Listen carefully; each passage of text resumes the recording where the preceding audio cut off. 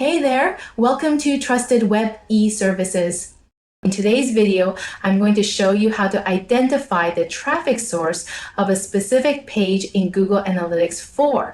This is a crucial step in understanding how users are finding and interacting with your key pages. Let's get started. First, navigate to the left-hand menu and click on Reports. This is where all your website's performance data is stored. Next, under Engagement, select Pages and Screens.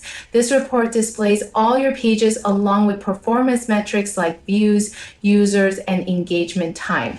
Now, to find the traffic source for a specific page, we'll need to add a new dimension.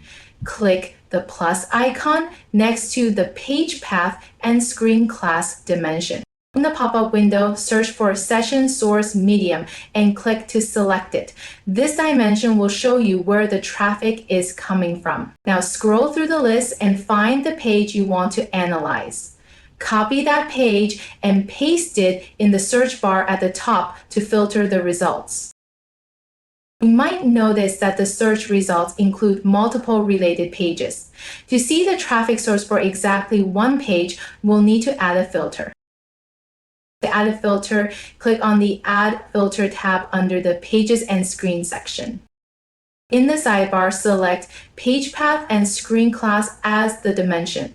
Then choose Exactly Matches in the Match Type drop-down menu. Now, in the Value field, input the specific page you want to analyze. For this example, I'm using the blog page.